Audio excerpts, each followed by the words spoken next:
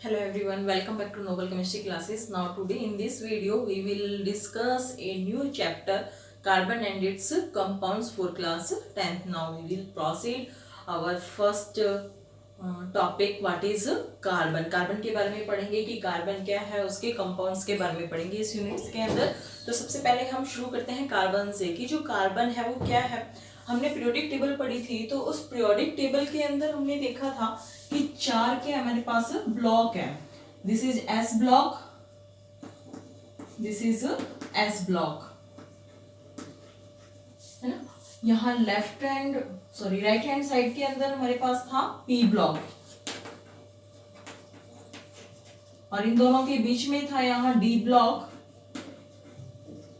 और इसके नीचे क्या था एफ ब्लॉक। तो हमें नीचे नहीं जाना है, सिर्फ यहीं पे देखिए कि जो पी ब्लॉक है उसमें 13 ग्रुप से लेके और 18 ग्रुप तक क्या है, ग्रुप प्रेजेंट है। हमने किसी ने पीरियोडिक टेबल वाली वीडियो नहीं देखी तो आप नोबल केमिस्ट्री क्लासेस चैनल पर जाके पीरियोडिक टेबल लर्न कर सकते हैं और उसे देख सकते हैं। तो उसमें हमने बहुत अच्छे से बताया हुआ है कि जो पी ब्लॉक है उसके अंदर कितने ग्रुप हैं, 13 से लेके और 18 ग्रुप हैं। Group number 13 to group number 18 जो ग्रुप होते हैं वो क्या होता है कि पीरियोडिक टेबल में जो ये वर्टिकल लाइन है, इन वर्टिकल लाइंस को क्या कहते हैं, हम ग्रुप कहते हैं। और हॉरिजॉन्टल जो लाइन होती है उन्हें क्या कहा जाता है, पीरियड कहा जाता है।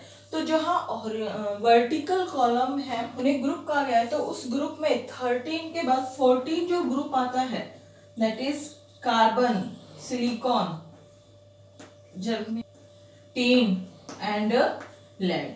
तो यहाँ पे जो कार्बन, सिलिकॉन, जर्मेनियम, टीन और लेड ये है, ये हमारे पास क्या है 14 ग्रुप के एलिमेंट है। तो यहाँ जो कार्बन है वो क्या है, एक एलिमेंट है, कौन से ग्रुप का, 14 ग्रुप का। के बारे में डिस्कस करेंगे कि कार्बन की प्रॉपर्टी क्या है, इसका इलेक्ट्रॉनिक कॉन्फ़िगरेशन क्या है, एटॉमिक नंबर क्या है, इसकी वैलेंसी कितनी है, इस तरह से। तो सबसे पहले हमने कहा कार्बन,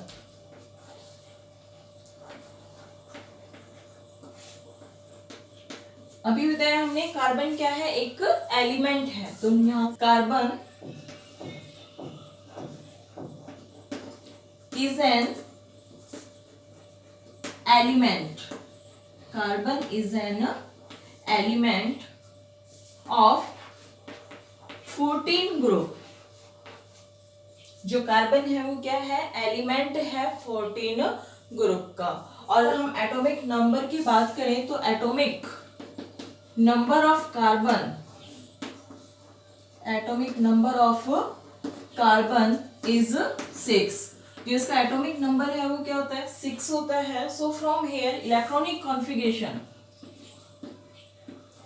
इलेक्ट्रॉनिक कॉन्फ़िगरेशन, अगर हम इसका इलेक्ट्रॉनिक कॉन्फ़िगरेशन करेंगे तो हमने मेटल एंड नॉन मेटल्स के अंदर इलेक्ट्रॉनिक कॉन्फ़िगरेशन करना बहुत अच्छे से पढ़ा था कि हमारे पास कितनी शेल होती है, 4 शेल होती हैं, के, एल, एम और एन। यहाँ पे जो रूल है वो रूल क्या कहता है कि जो के शेल है उसमें मैक्सिमम कितने इलेक्ट्रॉन आ सकते हैं, 2 इलेक्ट्रॉन आ सकते हैं।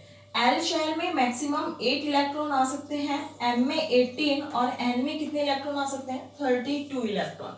यहाँ ये जो शेल है इनकी कैपेसिटी इतनी है कि ये सिर्फ 2 ही इलेक्ट्रॉन को अंदर रख सकता है, इससे ज्यादा इसके अंदर एंटर नहीं कर सकते। एल शेल के अंदर मैक्सिमम 8 इलेक्ट्रॉन आ सकते हैं, एम शेल में 18 इलेक्ट्रॉन और एन शेल में 32 इलेक्ट्रॉन आ सकते हैं। तो यहाँ से हमें सबसे पहले इलेक्ट्रॉनिक कॉन्फ़िगरेशन करना है। तो सबसे पहले शेल कौन सी आएगी, के आएगी। तो सबसे पहले इलेक्ट्रॉन फर्स्ट शेल में कितने, 2। अब यहाँ टोटल इलेक्ट्रॉन कितने हैं, 6, जिसमें से 2 हमने फर्स्ट शेल में फिल कर दिए, बचे कितने, 4। तो इसका इलेक्ट्रॉनिक कॉन्फ़िगरेशन क्या हो जाएगा, 2 और 4। अब इसके आउटर मोस्ट शेल में देखिए कितने इलेक्ट्रॉन है, 4 इलेक्ट्रॉन है। आउटर मोस्ट शेल होती है, outer most shell is that shell where electron is present in last shell. उस लास्ट शेल के अंदर जहां इलेक्ट्रॉन प्रेजेंट होता है वो उस एलिमेंट की क्या होती है, आउटर मोस्ट शेल होती है। तो यहाँ पे जो आउटर मोस्ट शेल है उस आउटर मोस्ट शेल में कितने इलेक्ट्रॉन है, 4 इलेक्ट्रॉन है। 4 इलेक्ट्रॉन होने के कारण जो इसकी वैलेंसी होती है वो क्या होगी, valency of carbon, valency of carbon that is tetra valency. 4 valency होने के कारण हम इसे क्या कहते हैं, टेट्रा वैलेंसी कहते हैं। टेट्रा वैलेंट एलिमेंट या इसकी जो वैलेंसी कहेंगे वो that is tetravalent. In earth crust the carbon, जो अर्थ क्रस्ट है, अर्थ क्रस्ट के अंदर जो कार्बन की परसेंटेज है वो कितना ऑक्यूर होता है, 0.02% अर्थ क्रस्ट में पाया जाता है। और एटमॉस्फेयर के अंदर, इन atmosphere the amount of carbon is that is 0.03%, which is very very small. Carbon क्या है, इसके आउटर मोस्ट शेल में 4 इलेक्ट्रॉन है। हमने मेटल और नॉन मेटल पढ़ा था, तो उसमें डिस्कस किया था कि जो मेटल्स होती है उनके आउटर मोस्ट शेल में कितने इलेक्ट्रॉन होते हैं, 1, 2 या 3 इलेक्ट्रॉन होते हैं। उनकी टेंडेंसी होती है इलेक्ट्रॉन को लॉस करने की। लेकिन जो नॉन मेटल्स होती हैं वो क्या होती है, उनकी कैपेसिटी होती है गेन करने की। जो मेटल है वो हमेशा कैसा बॉन्ड बनाते हैं, आयनिक बॉन्ड बनाते हैं। लेकिन यहाँ कार्बन के आउटर मोस्ट शेल में कितने इलेक्ट्रॉन है, 4 इलेक्ट्रॉन है। तो ये ना तो कंप्लीटली लॉस करता है और ना ही कंप्लीटली गेन करता है। यहाँ जो 4 इलेक्ट्रॉन होने के कारण जो कार्बन है वो क्या करता है, शेयरिंग करता है इलेक्ट्रॉन्स की। ठीक है, यहाँ से जो कार्बन है वो कैसे शेयरिंग करेगा इलेक्ट्रॉन की। तो कार्बन है वो क्या है, एक नॉन मेटल है। Carbon is a non metal, non metal. जितनी भी लिविंग थिंग्स है मोस्टली वो किससे मिलकर बनी हुई है, कार्बन से मिलकर बनी हुई है। फॉर एग्जाम्पल के लिए आप घर में शुगर यूज करते हैं, तो शुगर का that is the formula of sugar is that is C12H22O11। तो यहाँ पे क्या प्रेजेंट है, कार्बन प्रेजेंट है। तो ये कह रहा है कि जितने भी हम ग्लूकोज ले लीजिए, ठीक है, और वेजिटेबल्स, घी या ऑयल ले लीजिए, तो वो भी किससे मिलकर बने हुए हैं, कार्बन से मिलकर बने हुए हैं। तो mostly all living things are made up of carbon. Now some important points about carbon. What is that is, carbon is an element of 14 group. जो कार्बन है वो 14 ग्रुप का एक एलिमेंट है। इसका एटॉमिक नंबर कितना है, 6 है। Electronic configuration that is 2 and 4, and valency of carbon is tetravalent due to 4 electrons present in their outermost shell. The quantity or amount of carbon in earth crust that is 0.02%, and in the atmosphere the amount of carbon is 0.03%. Carbon is a non-metal. Now the next question is that carbon is always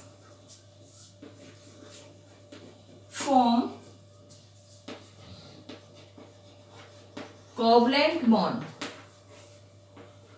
Carbon is always form covalent bond. जो carbon है वो हमेशा कैसा bond form करता है, covalent bond form करता है। कैसे बॉन्ड क्यों करता है, carbon is always form covalent bond, why, कि हमेशा वो कोवलेंट बॉन्ड ही क्यों फॉर्म करता है। Now the answer is that we see that the atomic number of carbon is 6। जो कार्बन का एटॉमिक नंबर है वो कितना होता है, 6 होता है।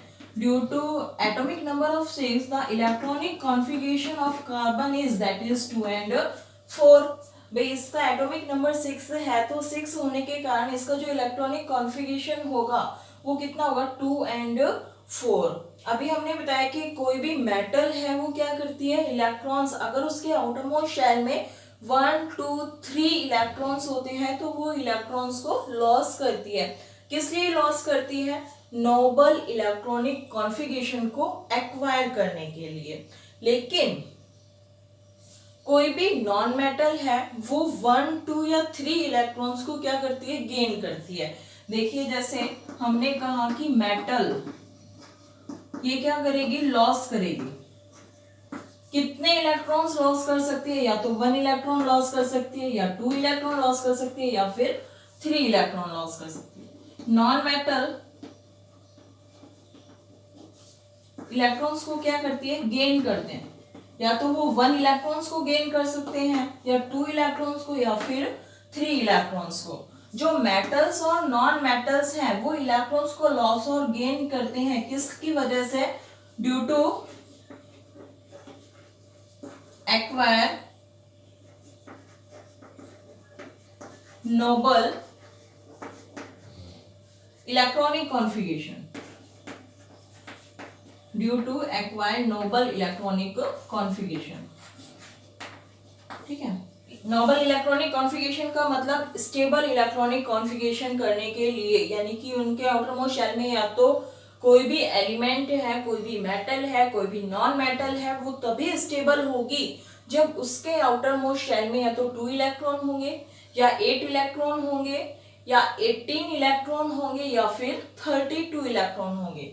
तो इन चारों कंडीशन में से अगर वो एक भी कंडीशन फुलफिल करता है तो वो क्या हो जाता है, स्टेबल हो जाता है। तो स्टेबल होने के लिए उसे या तो इलेक्ट्रॉन्स को लॉस करना होता है, या फिर इलेक्ट्रॉन्स को गेन करना होता है। लेकिन कुछ ऐसे भी एलिमेंट्स होते हैं कि जो ना तो इलेक्ट्रॉन्स को कंप्लीटली लॉस करते हैं और ना ही कंप्लीटली गेन करते हैं, लेकिन वो क्या करते हैं, शेयरिंग करते हैं इलेक्ट्रॉन्स की। फॉर एग्जाम्पल के लिए अगर हम मीथेन की बात करें,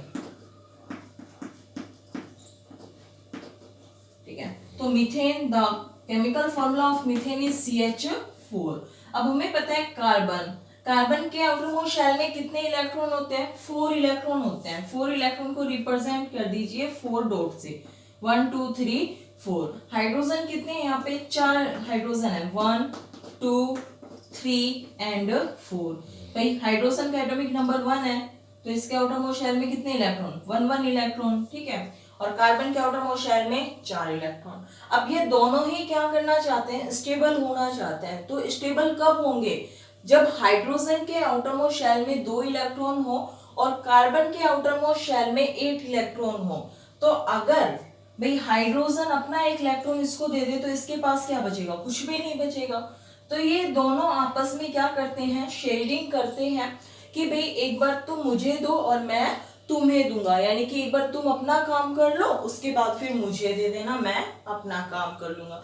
तो यहाँ पे ये शेयरिंग करी इन्होंने कि जिस तरह से कि मान लीजिए जैसे मेरा चौक है और सर का ब्लैक बोर्ड है, तो सर कहते हैं कि भाई आप एक बार मेरा ब्लैक बोर्ड यूज कर लो और फिर मैं आपका चौक यूज कर लूंगा। तो दोनों की शेयरिंग हो गई। तो मैंने उनका क्या किया, ब्लैक बोर्ड यूज किया और सर ने चौक यूज किया, तो हम दोनों ने आपस में क्या करी है, शेयरिंग करे। उसी तरह से कार्बन और हाइड्रोजन भी क्या करते हैं, आपस में शेयरिंग करते हैं कि यहाँ से ये जो इलेक्ट्रॉन है, एक बार इस कार्बन को स्टेबल होने के लिए इस कार्बन ने यूज कर लिया, तो यहाँ कार्बन देखिए 1 2 3 और 4, 4 इलेक्ट्रॉन तो किसके थे, कार्बन के थे ही थे। अब 4 इलेक्ट्रॉन किसने दिए इसको स्टेबल होने के लिए, हाइड्रोजन ने, 1 2 3 और 4। तो यहाँ से जो कार्बन है उसके टोटल इलेक्ट्रॉन कितने हो गए, 8 इलेक्ट्रॉन हो गए, यानी कि कार्बन तो क्या हो गया, स्टेबल हो गया। लेकिन अब कार्बन तो स्टेबल हो गया, हाइड्रोजन के पास तो कुछ भी नहीं है। तो कार्बन कहता है कि तुम चिंता मत करो, जैसे तुमने मुझे स्टेबल किया है वैसे मैं भी तुम्हारी हेल्प करूंगा। तो कार्बन क्या करता है, अपना 1 इलेक्ट्रॉन इस हाइड्रोजन को दे देता है। तो 1 इलेक्ट्रॉन तो इस हाइड्रोजन का था ही और 1 कार्बन ने दे दिया, तो 1 और 1 2, हाइड्रोजन भी क्या हो गया, स्टेबल हो गया।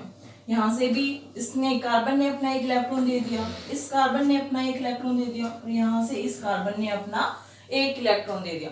तो ये दोनों ही क्या हो गए, स्टेबल हो गए। तो कोई भी एलिमेंट या कोई भी मेटल्स बॉन्ड बनाता है, भाई कोवलेंट बॉन्ड क्या होता है, जहां पे कैसे क्या हो, by the mutual sharing of an electron. Covalent bond में क्या होता है, by the mutual, covalent bond is form by the mutual sharing of an electrons. तो यहाँ पे हमारे पास दोनों के बीच में क्या हो रही है, म्यूचुअल शेयरिंग हो रही है। इसलिए जो कार्बन है वो हमेशा कैसा बॉन्ड बनाता है, कोवलेंट बॉन्ड बनाता है। क्यों बनाता है, क्योंकि स्टेबल होने के लिए। ठीक है, तो यहाँ से हम क्या लिखेंगे, the answer of this, carbon is always form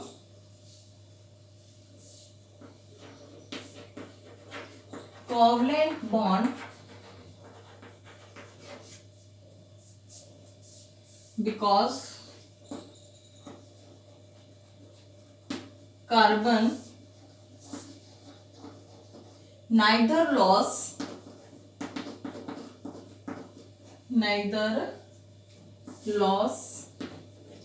nor gain, neither loss nor gain electron completely.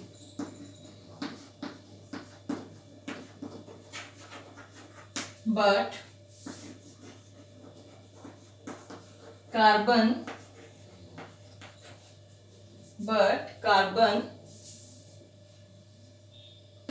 form bond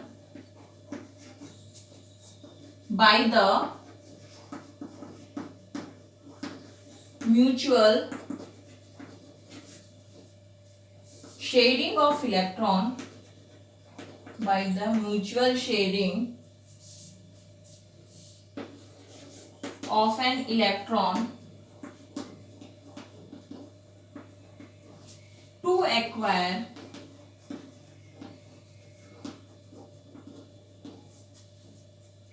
noble